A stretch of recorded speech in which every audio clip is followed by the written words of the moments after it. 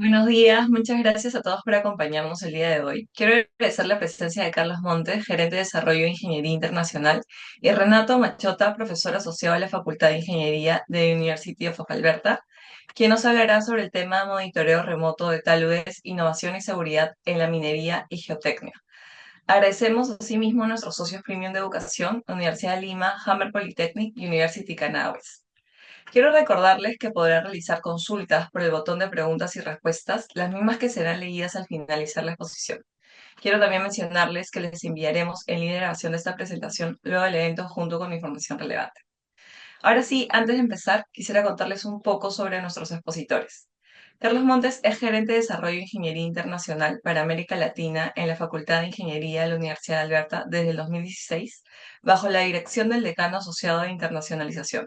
Impulsa iniciativas académicas, mejora programas de ingeniería e investigación alineados con estándares canadienses y colabora con la industria y el sector gubernamental en desarrollo de capacidades, investigación aplicada y reclutamiento para programas de pregrado y posgrado. Renato Machota es profesor asociado de la Facultad de Ingeniería de la Universidad de Alberta. Sus áreas de práctica e investigación incluyen la ingeniería de riesgo y evaluaciones de seguridad para pendientes naturales y artificiales, estructuras mineras, operaciones de transporte, estructuras y operaciones de presas, riesgos geotecnios y rehabilitación. Su trabajo integra habilidades técnicas con principios de ingeniería de riesgo para el diseño y operación de sistemas y estructuras de ingeniería. Cuenta con más de 20 años de experiencia práctica y más de 15 años de experiencia de investigación, tanto en Canadá como a nivel internacional. Muchísimas gracias, Carlos, Renato, por estar aquí el día de hoy con nosotros. Hola, gracias, buenos días con todos. A ver, comparto mi pantalla. Bueno, el objetivo del día de hoy es un poco, digamos, bueno, hablar un poquito sobre la Universidad de Alberta, pero también un poco demostrarles el componente de una maestría en investigación. Así que esta presentación va a tener dos partes. La primera, bueno, ¿me puedes confirmar si pueden ver mi pantalla, Grace? ¿Claudia? Lo vemos, Carlos. Perfecto. Gracias. Ok. Bueno, yo trabajo en la Facultad de Ingeniería junto con mi colega Renato Machota, que de hecho es peruano también. Así que estoy muy feliz de que esté el día de hoy aquí acompañándome. Eh, Solo un poco para darles contexto antes de la charla de Renato. La Universidad de Alberta está en la ciudad de Edmonton, que es una provincia, la provincia que está al lado de Columbia Británica.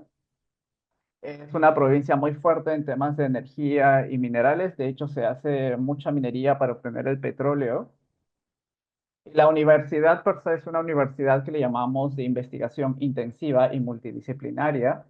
Es muy diferente a una universidad en donde se dictan solo cursos, que se clasifica como Teaching University. La Universidad de Alberta es una Research Intensive University.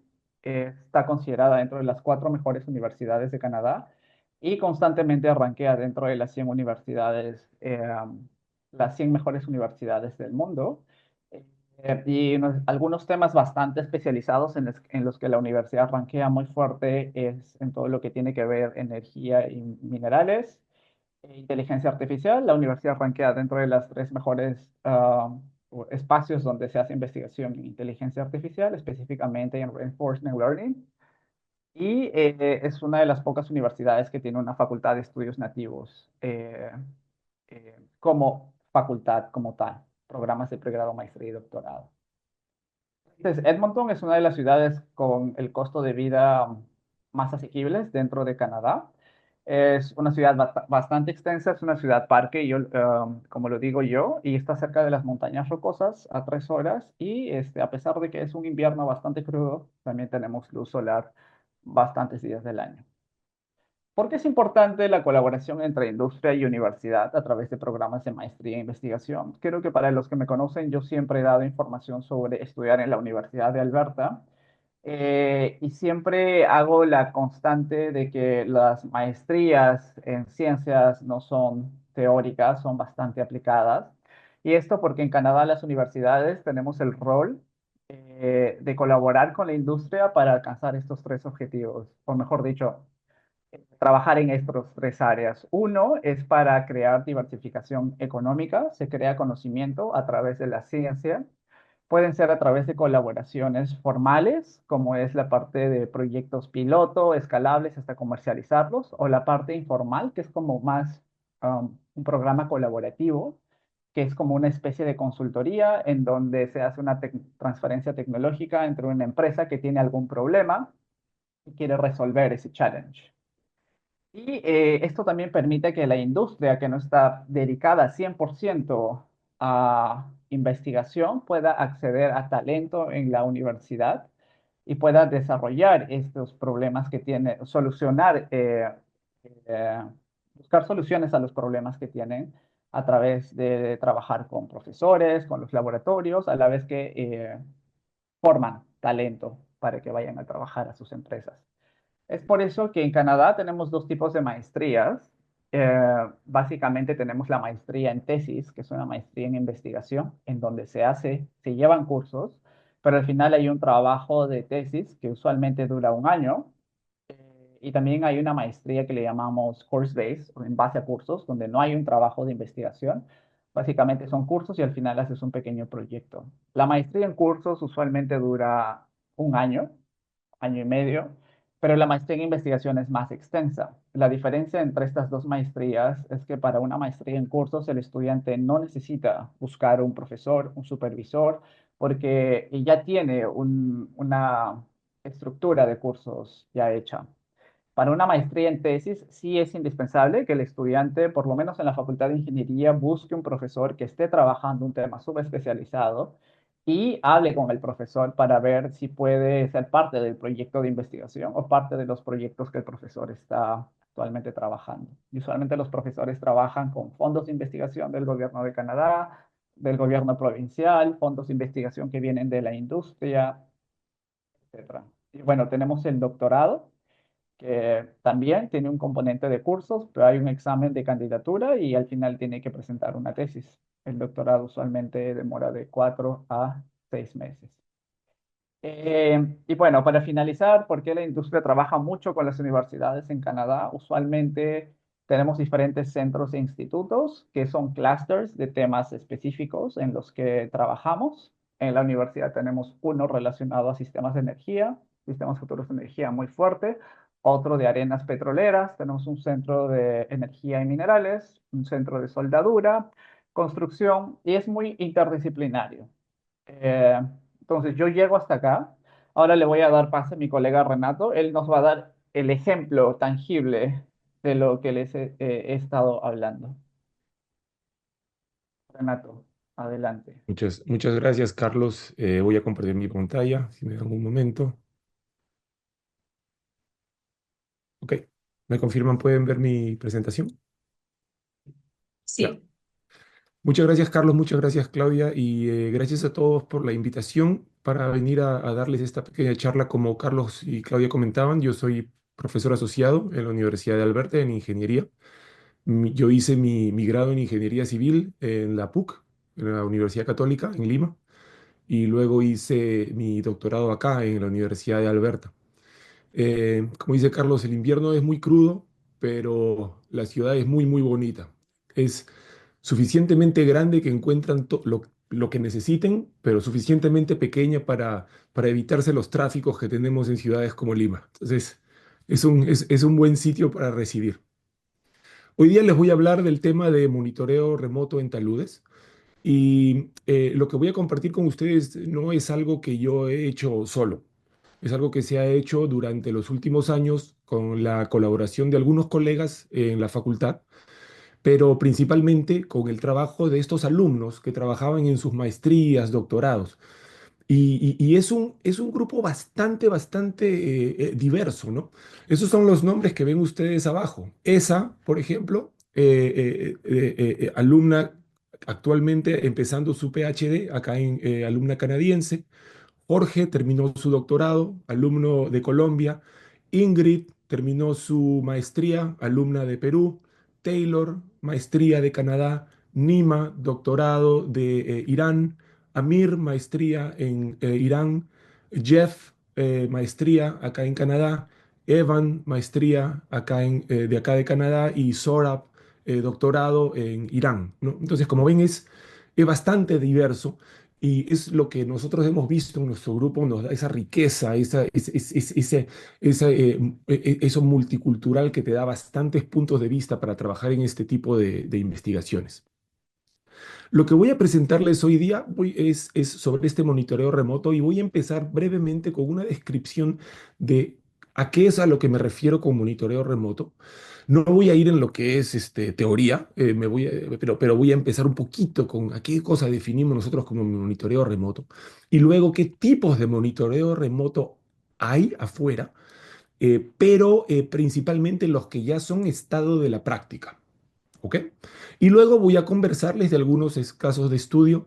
Tal vez no podamos terminar todos los casos de estudio para poder discutirlos de manera pausada y bien, pero tenemos casos de estudio de de diferentes herramientas, seguido de unas conclusiones.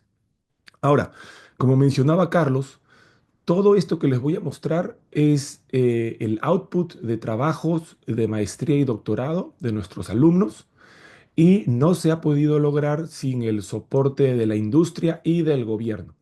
La manera en que yo trabajo, por ejemplo, es de que tengo la suerte de tener bastantes contactos en industria, tengo la suerte de poder trabajar con ellos en algunos proyectos y luego sale surge, ¿no? Lo que son las necesidades y lo que tiene operador A como necesidad, de pronto uno se da cuenta que es la misma necesidad que tiene operador B, operador C, ¿no? Y así es como salen esos temas de investigación. ¿Cómo podemos nosotros solucionar estos, como decía Carlos, challenges? No a un operador en particular, pero a la industria, ¿no? Ahí es cuando nosotros conversamos con nuestros socios de industria y les decimos, mira, planteamos este proyecto, o ellos vienen y nos dicen, mira, queremos hacer investigación sobre esto.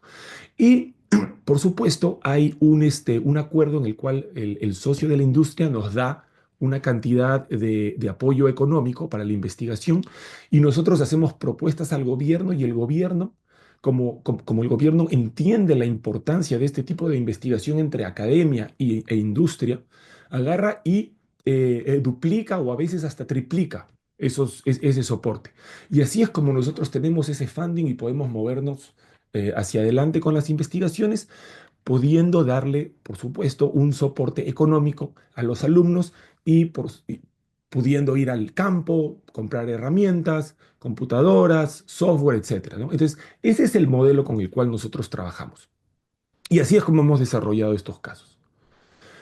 Industrias con las que trabajamos incluye vías férreas. Nosotros tenemos varios proyectos, tanto con Canadian National Railway, así como Canadian Pacific Kansas City Railway. Ese proyecto está también apoyado por el Ministerio de Transportes de Canadá, así como el Servicio Geológico de Canadá. Tenemos proyectos con mineras, como lo que es los tajos abiertos que se utilizan para extraer las arenas de petróleo, Suncor, Syncrude, CRNL, así como, por ejemplo, con Teck, EBR, lo que era Teck Coal, aquí tanto en Alberta como en Canadá. Tenemos proyectos también con consultoras como lo es BGC, como lo es Klon Krippenberger, y con el proyecto con Klon Krippenberger, que es uno de los casos que tengo acá, por ejemplo, también es patrocinado por el Ministerio de Transportes de Alberta y el gobierno federal es uno de los proyectos que pone dinero, ¿no? Entonces es como decía Carlos, ¿no? Investigación estratégica con los partners que vienen de industria, reguladores, gobierno y academia. Entonces, eso lo hace bastante fuerte. Pero bueno, a lo que es la presentación. ¿Qué cosas son métodos de monitoreo remoto? Métodos de monitoreo remoto de taludes, en resumen, consiste en capturar energía emitida del terreno para poder entender cuáles son las características del terreno o entender los cambios que ocurren en el terreno. Esa energía que captamos es energía electromagnética, ¿no? O sea, ondas. Y normalmente las ondas vienen tanto reflejadas o emitidas naturalmente por el terreno, ¿no? O nosotros enviamos la energía se refleja y nosotros la capturamos. Entonces, tanto lo que es la frecuencia o longitud de onda como la manera en la cual nosotros emitimos o capturamos la energía es lo que define los distintos métodos de monitoreo remoto. Cuando nosotros hablamos de fotografías, para una de las técnicas que vamos a discutir, por ejemplo, es energía que es naturalmente emitida, ¿verdad? Se toma una foto, perdón, el sol emite luz, el terreno refleja esa luz, nosotros tomamos la fotografía. Cuando hablamos, por ejemplo, de radares, es energía que nosotros estamos emitiendo. Entonces, eso empieza a diferenciar ya estas herramientas de monitoreo remoto y luego lo que es longitudes de onda, ¿no? Cuando hablamos de longitudes de onda cercanas a las microondas, estamos hablando pues de radares, ¿no? Y pueden ser radares en terreno, radares satelitales. Cuando hablamos de la parte de longitudes de onda infrarrojo, estamos hablando de escaneo láser o el LiDAR. Cuando hablamos pues de longitudes de onda dentro de lo visible, estamos hablando de las fotografías y que se puede hacer fotogrametría, ¿no? Y estas herramientas pueden ponerse en práctica tanto desde el terreno, ¿no?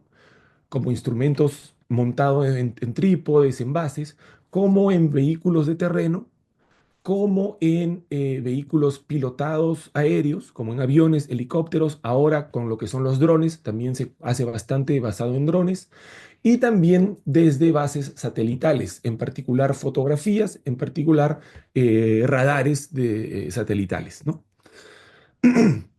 Para hablar de algunas de estas herramientas, por ejemplo, lo que es el escaneo láser, o que le dicen LiDAR, ¿por qué LiDAR? Porque viene de Light Detection and Ranging, así como el radar, es un escaneo láser, ¿no? El principio es similar a lo que es una estación total en que tienes un láser, ¿no?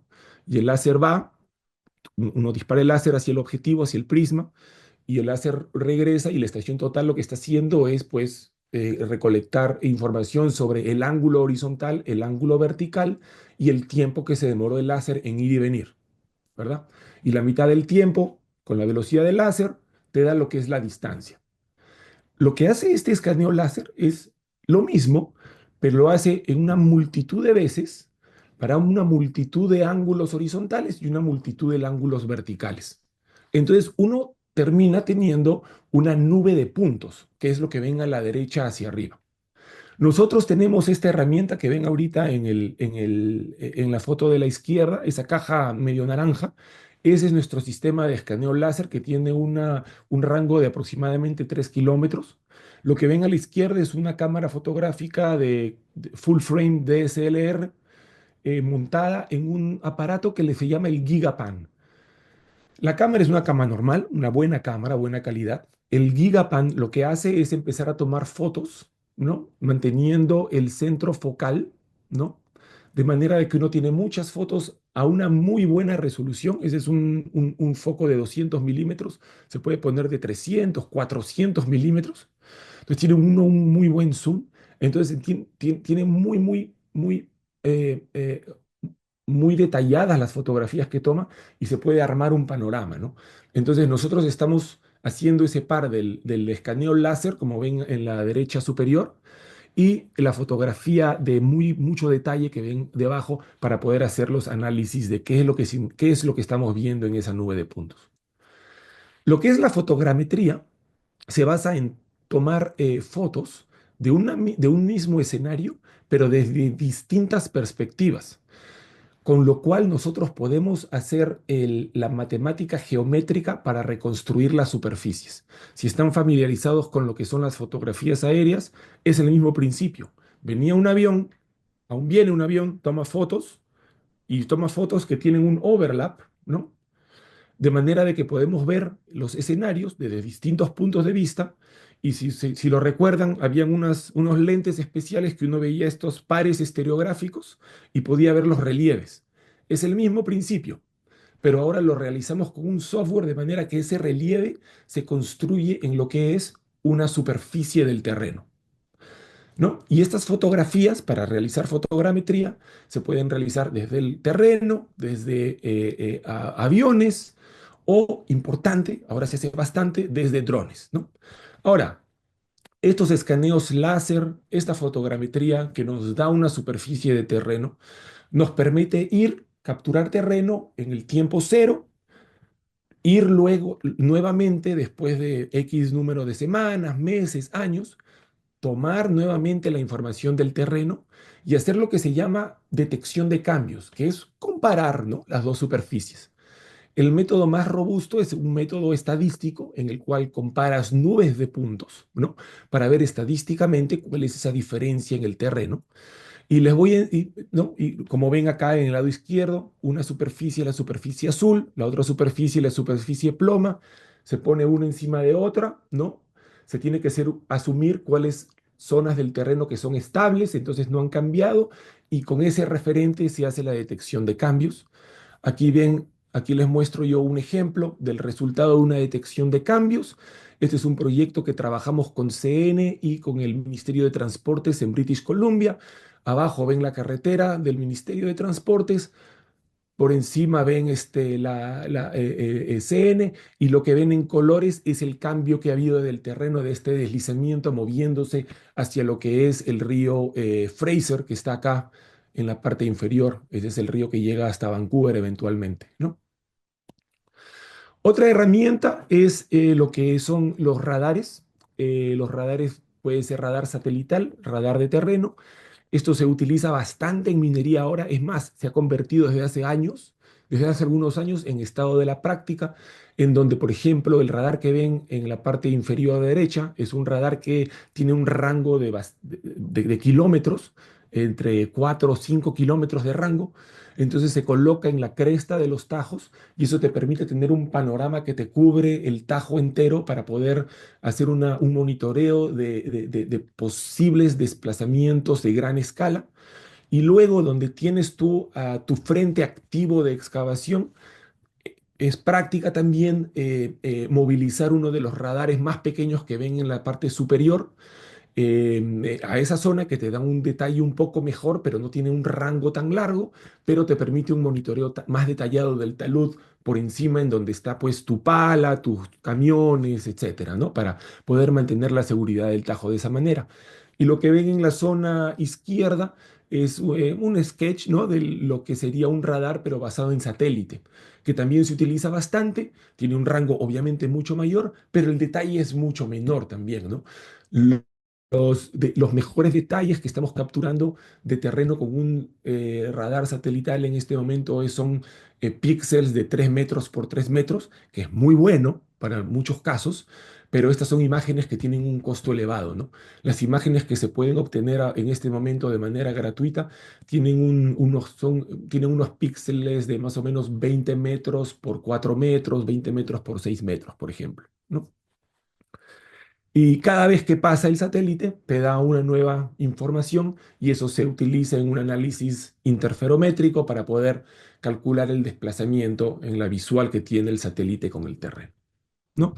Esos son realmente los métodos de monitoreo remoto que ya son parte del estado de la práctica. ¿Qué podemos nosotros hacer? ¿Qué capacidad tenemos en el grupo geotécnico de la Universidad de Alberta en cuestión de remoto? Tenemos radares, interferometría satelital in-house. Podemos comprar si tenemos el apoyo de la industria, o podemos utilizar imágenes gratuitas satelitales, y tenemos el expertise para poder desarrollar el análisis. También tenemos dos radares de interferometría terrestres, como ese amarillo que vieron en la foto anterior. Uno lo compramos nosotros hace varios años, el otro nos lo donó el, el grupo de geología en Alberta, el Alberta Geological Survey. También podemos hacer escaneos láser con ese aparato que les enseñé, el naranja. Lo podemos hacer desde el terreno con nuestro aparato, o podemos obtener información desde aviones y hacer lo que es detección de cambio. Podemos hacer fotogrametría terrestre y también con drones. Y lo complementamos normalmente con instrumentación de terreno, ¿no? Como lo que son prismas y levantamientos topográficos, como lo que son inclinómetros, las cadenas inclinométricas. Tenemos expertise también en lo que son el Shape Accelerate, que es como una cadena inclinométrica. y también hemos desarrollado un sistema de GPS o GNSS para monitorear desplazamientos en taludes, ¿no? Esa es la capacidad que tenemos nosotros en el grupo para poder realizar monitoreo remoto. Un segundo, por favor. Ahora, entremos a algunos casos de estudio.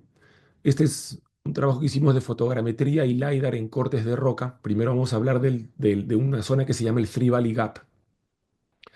El Free Valley Gap está en la carretera número 1 si uno maneja desde Calgary hacia Vancouver. Uno pasa por las Rockies, pasa por lo que es Banff, pasa por lo que es Lake Louise, que son bastante conocidos internacionalmente para hacer vacacionar. Y luego uno llega a esta zona que es el pueblo de Revelstoke y la zona del Free Valley Gap. Esta es la fotografía que les mostré anteriormente. Lo que ven en la zona izquierda es el talud natural con un poco de corte en la parte inferior para poder acomodar la vía férrea de Canadian Pacific Kansas City Railway, CPKC. Es importantísimo porque une el puerto de Vancouver con el interior del oeste de Canadá. Esa es la línea principal. Mueve productos mineros, productos de forestry, mueve pues productos importados hacia el centro. Es muy importante esa vía.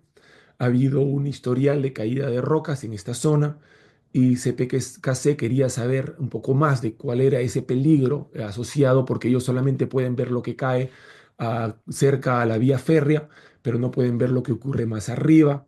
Entonces fuimos nosotros y hemos estado haciendo escaneos láser con los Gigapan que ven ahí. Hemos hecho escaneos desde agosto del 2021, posteriores a uno de los incendios forestales. El último escaneo lo hemos hecho en septiembre del año pasado. Este escaneo vamos a hacer uno en primavera, que se está viniendo ya por acá. Entonces hacemos un escaneo en primavera, uno en otoño, para poder cuáles son los cambios en invierno, cuáles son los cambios en la época de primavera y verano. Lo que ven en la imagen a la derecha es el modelo de superficie que incluye la roca, pero también incluye con lo que es la vegetación.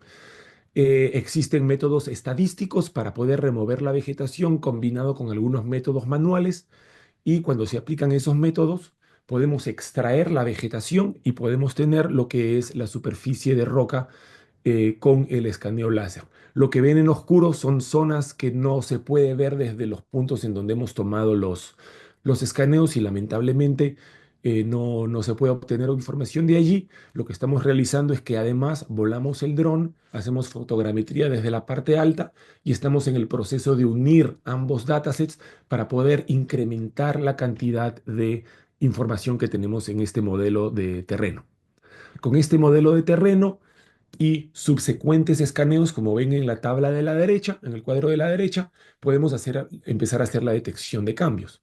Lo que ven acá es un pequeño video del resultado de detección de cambios en lo que es rojo, que son distancias significativas, amarillo, lo que son bloques mucho más pequeños. Podemos capturar bloques tan pequeños como de 15 centímetros de diámetro equivalente hasta bloques tan grandes como de 10 metros, que fue uno de los casos que ocurrió en este lugar, en ese periodo de tiempo.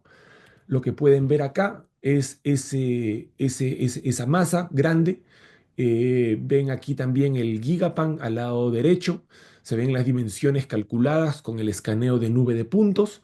Y en el Gigapan se puede ver claramente cuál fue el lugar en donde ese bloque se cayó. Eso nos permite ver cuál es el rol de las discontinuidades en la cara de roca para la formación de este bloque. Este bloque aparentemente fue una cuña, cuáles son las discontinuidades por donde se deslizó y nos permite hacer un cálculo para ver que realmente las dimensiones son plausibles viendo esa vegetación y esos árboles al costado. Entonces entendemos que realmente esas dimensiones son reales, ¿verdad? El detalle y el poder haber realizado el análisis estructural nos permite entender mejor los modos de falla. Podemos ver ahí cuáles son los roles de las fracturas mayores en este talud que nos llevan a cuál es la susceptibilidad del talud para que ocurran estas caídas de terreno y podemos empezar luego a cuantificar el peligro asociado a la caída de bloques. El análisis que realizamos ha detectado 815 eventos en este periodo de tiempo. Lo hemos podido agrupar por regiones para poder determinar cuáles son las regiones de mayor peligrosidad podemos ver en la zona izquierda cuáles son los volúmenes estimados, cuáles son las frecuencias de bloques que cayeron, cuál es el promedio de bloques. ¿Para qué sirve esto? Esto nos empieza a dar la información para poder caracterizar la peligrosidad en diferentes sectores, de manera de que podemos hacer mucho más eficiente el poner recursos para poder contener estos eventos, pero además nos empieza a llevar a la posibilidad de hacer análisis cuantitativos de riesgo porque ya tenemos frecuencias de caídas bien definidas, tenemos volúmenes bien definidos. Adicionalmente, tenemos esta distribución de volúmenes y los promedios de volúmenes que son pues un input fundamental para lo que es el diseño de protección contra caída de rocas. Como parte del research, adicionalmente podemos ver cuál es la peligrosidad temporal. En este sentido, podemos ver que 84% de los eventos ocurren durante el invierno e inicios de primavera, ¿no? Entonces, podemos utilizar métodos operacionales de la vía férrea para poder estar atentos a potenciales bloques que puedan estar obstruyendo la vía férrea durante estos periodos, puesto que tenemos una peligrosidad, un riesgo que es un orden de magnitud mayor que el que tenemos en otro periodo del año, ¿no? Este, por ejemplo, ha sido el estudio de maestría MSc de ESA y de algunos alumnos, y estos ya son los resultados que vemos que la industria está empezando a utilizar. Hemos aplicado las mismas tecnologías a lo que son tajos mineros. Este es un tajo minero en el oeste de Canadá. Esta es una de las paredes del tajo. La data que hemos obtenido acá es data tanto de escaneo láser en terreno como de fotogrametría basadas en dron. Ahí ven ya el resultado de la detección de cambios, la multitud de eventos que han podido ser capturados. Acá tenemos un close-up de esta detección de cambios en donde podemos ver dónde se originan algunos de estos bloques que han caído desde los bancos, pero de manera importante podemos ver también dónde el material ha sido retenido, ¿no? Para poder ver la eficiencia en lo que es retención de caída de rocas de lo que es la geometría de los bancos. Vemos también caídas principales y cómo se van formando estos conos, ¿no? De detritos que están abajo de donde se han originado estos bancos. Se permite calcular nuevamente lo que es la frecuencia de lo que son las caídas de roca en estos tajos y la distribución de volúmenes para poder hacer esos análisis cuantitativos de la peligrosidad cuando hay equipos trabajando en el piso o cuando tenemos pues los camiones y los vehículos livianos circulando por los haul roads. Este es un tajo minero en Australia donde hemos realizado el mismo ejercicio. Aquí es un pequeño video donde se puede ver donde se originan estas caídas de rocas asociadas a la cresta de estos bancos mineros y donde se originan. En este caso hemos separado lo que es el origen de los bloques y no estamos mostrando la acumulación al momento porque nos estamos enfocando en cuáles han sido el número de bloques que han caído. Aquí se puede ver un poco mejor dónde se originó una de estos fallas de banco mayores y dónde quedó el material acumulado, cuál es la eficiencia de los bancos para poder acumular el material que se desprende y de manera análoga poder obtener la distribución de volúmenes que nos empieza a proveer de información para poder analizar la peligrosidad cuando tenemos pues las palas, cuando tenemos los camiones que normalmente son bastante robustos contra caída de bloques de estas magnitudes, pero de manera importante, por ejemplo, cuando estás en la zona preparando una zona de voladura y tienes gente en vehículos livianos o gente a pie, entonces cuál es la exposición en cuanto al periodo de tiempo que están ellos ahí y cuál es la peligrosidad en cuanto a caída de rocas en el sector en particular, ¿no? Esta es parte ahora de una maestría de dos alumnos que están trabajando en lo que es peligrosidad en general, esto en particular en la caída de rocas para lo que son tajos mineros. Ahora, como último caso,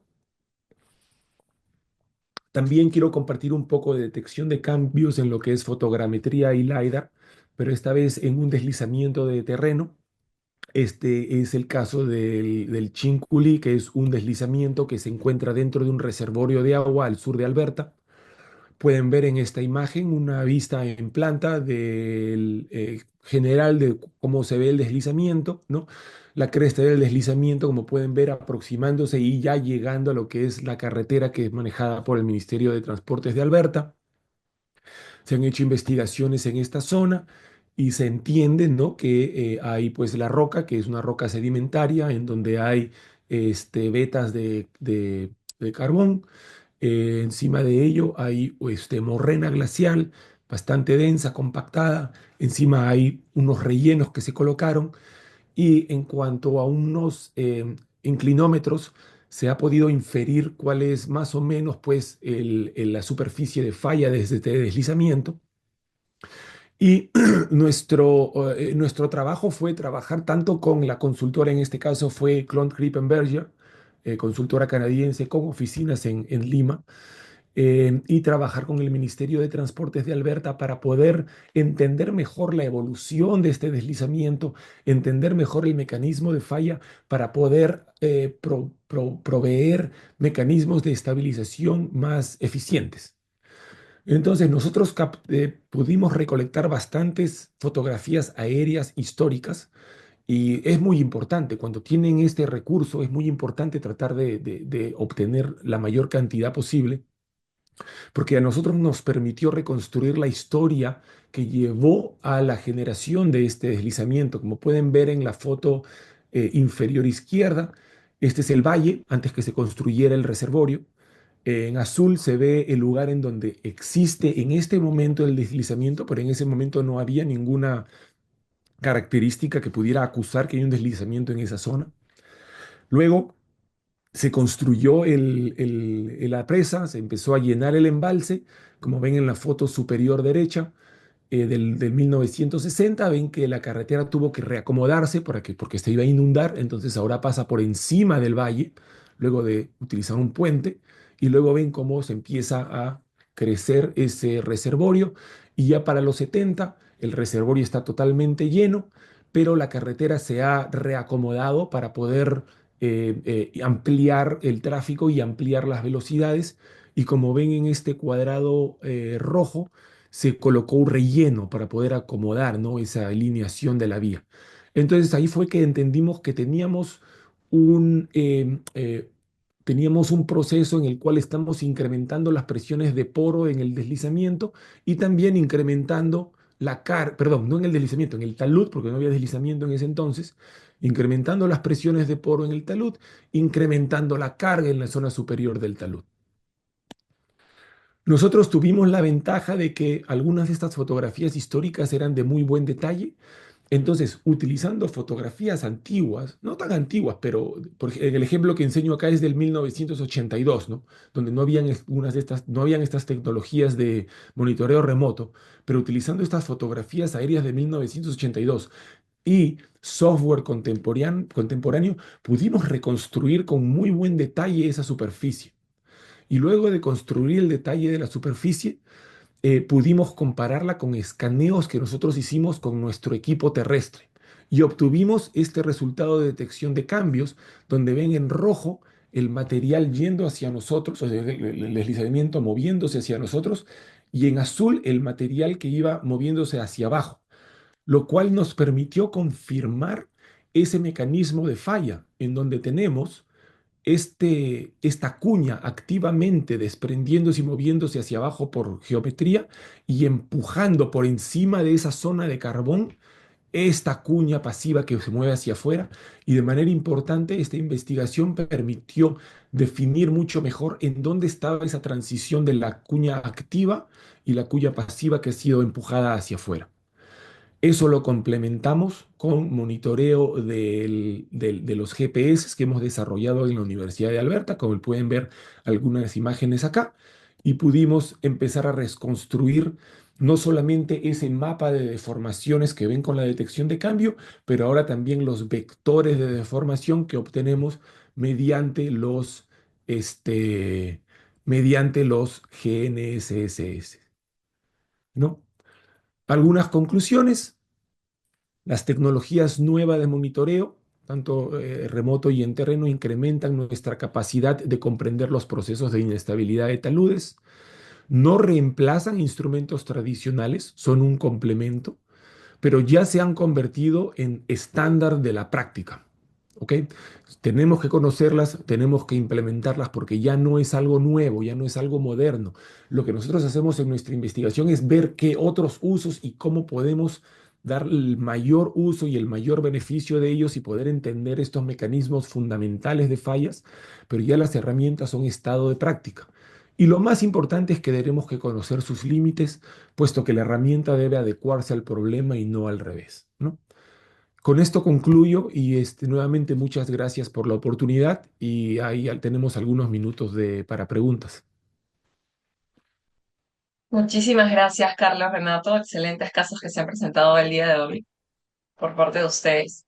Vamos a la sesión de preguntas. Igual les recuerdo a todos que van a poder realizarlas en el botón de Question and Answers. Vamos a las preguntas. Un segundo que abro aquí el botón. Perfecto. ¿Cómo se ve la implementación de estas herramientas en el ámbito de la práctica geotecnia y minería, digamos en proyectos civiles? Sí, el trabajo que hemos realizado es un trabajo que nosotros realizamos en conjunto con industria.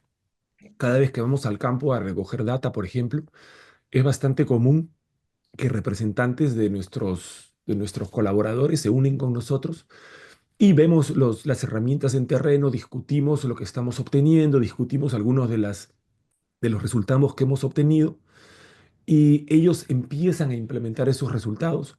Pero más aún, ejemplos como lo que es el proyecto que tenemos con Klon Krippenberger y el Ministerio de Transportes, o como los que tenemos con las vías férreas o los tajos, es que ya ellos empiezan a mostrar algunos de sus resultados a sus consultoras, de manera que lo empiezan a implementar dentro de sus prácticas y sus análisis, así como que lo empiezan a implementar dentro de sus grupos, ¿no? Entonces, nosotros desarrollamos estos procesos de cómo obtener la información, procesarla, interpretarla, y ellos luego deciden si lo usan directamente así y piden a sus consultoras o si ellos dentro de sus organizaciones, organismos mismos, empiezan a desarrollarlo. Como digo, un ejemplo que a mí hasta cierto punto me llena de orgullo es el ejemplo este con Klon Krippenberger, porque la oficina acá en Edmonton, yo trabajo con ellos en algunos proyectos de consultoría y ya les hago revisiones a estudios que hacen implementando estas herramientas, no solamente para el Ministerio de Transporte, sino para otros de sus clientes. Y la gran parte del equipo que tienen trabajando en ello son estudiantes que se entrenaron acá con nosotros, conmigo, en hacer estas tecnologías. Entonces, esos nombres que vieron ahí, Jorge Rodríguez, Nima Mirhadi, Misael, que no sale ahí porque él hizo otro proyecto, Taylor Wallenberg, ellos cuatro nada más, para darles un ejemplo, son alumnos que estudiaron conmigo viendo estas herramientas y que ahora las están utilizando en la práctica en Klon Krippenberger, por ejemplo, para algunos de sus clientes. Y lo mismo puedo decir de, por ejemplo, la oficina de BGC acá en Edmonton. También tiene estudiantes que han hecho su maestría y doctorados con nosotros y que están implementando. Entonces, de esa manera es que nosotros permeamos en industria, ¿no? La industria nos dice qué necesita y nosotros le damos, trabajamos con ellos para encontrar soluciones y les damos esos profesionales capacitados. Y luego, para poder tener un outreach mucho mayor, nosotros siempre fomentamos que nuestros estudiantes presenten en conferencias y que presenten sus tesis también en forma de manuscritos en revistas especializadas. Entonces, de esa manera tratamos de llegar aún más lejos de lo que es nuestra región, ¿no? Muchísimas gracias, Renato. La siguiente consulta Ronaldo, es Dime. yo quería preguntar algo. ¿Aló? ¿Está bien? ¿Hay una consulta, Carlos? No, yo quería preguntar algo. Tengo una pregunta bastante interesante. Sí. Ronaldo, ¿cómo ves el rol ahora de la inteligencia artificial en el uso de toda de tu trabajo, en verdad, y la tecnología para geotecnia? La inteligencia artificial ha abierto muy buenas oportunidades, pero también ha abierto riesgos, ¿no? Yo he visto, lamentablemente, muchos estudios en donde la inteligencia artificial se usa como una caja negra, en donde toda la data que pudiste obtener la lanzas en estos modelos y estos modelos te botan una respuesta en términos de cuál es a veces la importancia de algunos parámetros, a veces te botan una ecuación correlacionando parámetros con otros, ¿no? Yo diría cuidado, cuidado, ese es el riesgo, ¿no? Lanzar data y tomar a ciegas lo que te da y tratar de interpolar, tal vez no sea un riesgo muy alto, pero tratar de extrapolar fuera de lo que esa data era, yo creo que ese es un riesgo. Tenemos que considerar que la inteligencia artificial en estos momentos, la forma como lo utilizamos nosotros en lo que es la geomecánica, digamos, no es otra cosa que una gran ayuda para poder ver relaciones estadísticas. Lo que la inteligencia artificial usa es modelos estadísticos muy avanzados y procesos muy avanzados para ver cuáles son las mejores correlaciones. Pero antes de utilizarlo, tiene que haber un proceso de entendimiento fundamental de los mecanismos y los triggers, los parámetros que lleven al proceso que estamos tratando de entender. En el caso de nosotros, por ejemplo, caída de rocas o aceleración de deslizamientos, ¿no? Una vez que hemos entendido esos fundamentos, esos conceptos fundamentales, podemos nosotros identificar cuáles son los parámetros importantes que luego pueden entrar dentro de estos modelos de inteligencia artificial para poder ayudarnos en cosas importantes, que es uno, manejo de la data. Ahí podemos utilizar la inteligencia artificial de una manera muy robusta. Dos, procesamiento de la data. Una vez que ya sabemos esos mecanismos fundamentales, los procesamientos pueden acelerarse de una manera muy veloz. Tres, interpretación y poder flaguear las zonas importantes para que una persona no tenga que estar viendo cientos o miles de puntos y simplemente se enfoca en los principales, ¿no? Ahí es donde la inteligencia artificial nos puede dar bastante valor. Y es en parte lo que hemos iniciado. Estamos iniciando análisis de inteligencia artificial para poder detectar los volúmenes. Nuestros estudiantes se toman a veces un mes y medio en hacer la detección a nivel de detalle, a nivel de investigación. A nivel práctico sería menos porque te enfocas en lo principal, pero a nivel de investigación se demoran un mes y medio en obtener todo el nivel de detalle de volúmenes. Con inteligencia artificial y chequeos manuales, podríamos hacerlo tal vez en una semana, por ejemplo, ¿no? Entonces, ahí es donde podemos obtener nosotros bastante valor en este momento. Súper. Gracias, Renata, Carlos. En las siguientes consultas, el monitoreo GB con radares SSRXT para un pórfido de cobre skarn se complica con la voladura y la competencia geomecánica de la roca, así como el factor de energía de voladura usado. Ujú. ¿Qué sugeriría para salvar estos problemas? Mire, no, yo creo que ese no es un problema exclusivo del tipo de mineralización que tienes y del fracturamiento. Ese es un problema que vemos nosotros en bastantes operaciones activas en donde lo que es la operación en sí te hace que no puedas ver los movimientos en el área específica en donde se ha realizado la operación o en donde acabas de realizar la voladura. Porque estas herramientas de monitoreo con radar te permiten ver cambios muy detallados, relativamente lentos, ¿no? Pero cuando hay un cambio de volumen súbito, no te permite resolver ese cambio de volumen.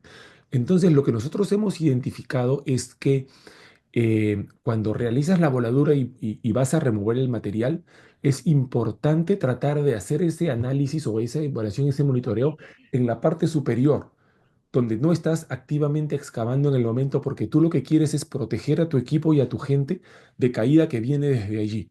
Realmente una pala contra caída de roca a nivel de ese primer banco o incluso banco uno y 2 no es tan vulnerable, ¿verdad? Si tienes un buen equipo, ¿no? No es muy vulnerable y la energía no es tan alta. Y luego para taludes superiores, ya tu diseño de banco tiene que darte esa retención para que no llegue hasta donde está tu pala. Entonces, realmente es enfocarse esa zona alta para potenciales aceleraciones de ese volumen, para poder saber si tienes que mover a tu gente. Ahora, sí es cierto que algunas mineralizaciones tienen un poco de, no le quiero llamar problemas, pero challenges, ¿no? Con lo que es reflejar el reflejo, ¿no? De la energía. Entonces allí es donde puedes empezar a considerar algo relativamente, para instalar es un poco más difícil, pero relativamente bajo costo y puedes complementar eso, digamos, con algunos prismas y con una estación total robótica en esas zonas altas, ¿no? Entonces eso te empieza a dar lo que es importante, que es un overlap, ¿no? En lo que es para poder tener una redundancia en tu sistema de monitoreo, ¿no?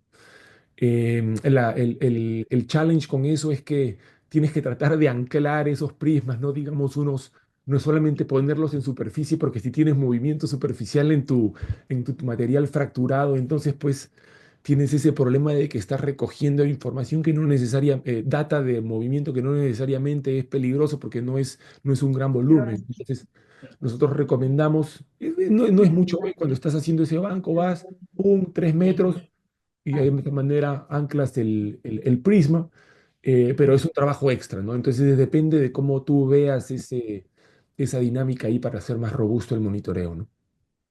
Perfecto, Haber, Renato. espero haber respondido la pregunta. No, súper, bastante detallado. Hoy a la última, por el que el tiempo ya nos queda Sí, no corto, importa, que tengo una defensa es, empezando en un par de minutos. sí, sí, solo esta, rapidísimo. Siendo esta herramienta nueva, ¿tienen proyectado ponerlo al alcance de otros países o hay proyectos al respecto? Si nosotros tenemos la oportunidad de poder implementar en otros lugares, nosotros felices. Yo sé que en el ámbito minero ya hay operaciones que tienen estos radares de tierra. Nosotros desde acá podemos implementar lo que es radar satelital. Si alguien está interesado, puede contactarse con nosotros. Y Perfecto. podemos hacer fotogrametría en base a drones. Si es que hay alguien en tu operación que tiene licencias que el gobierno peruano les permite volar drones, podemos ir, apoyar en lo que es la logística para poder recoger esta información y nosotros podemos procesarla. Em, Me parece que ya deben haber proveedores de servicio que también les pueden dar esta información de escaneo láser. De lo que es del terreno no sabría con quién contactarlos, pero sé que hay compañías que ya vuelan, ¿no? El escaneo láser desde una parte aérea. Pero lo que es lo demás, que se puede hacer sentado en una computadora, por supuesto, es cuestión simplemente de hacer los contactos, ¿no? Perfecto, Renato. Nosotros Ya felices de está. apoyar. Sí, nosotros felices de apoyar. Perfecto. Muchísimas Muchísimas gracias, Renato. gracias. Sí, no, muchísimas gracias a Sí, ustedes por la oportunidad. Me perdonan, tengo que salir volando, pero tengo una defensa de uno de mis estudiantes de maestría. Así que muchísimas gracias y espero que haya otra oportunidad para poder compartir alguno de nuestros trabajos.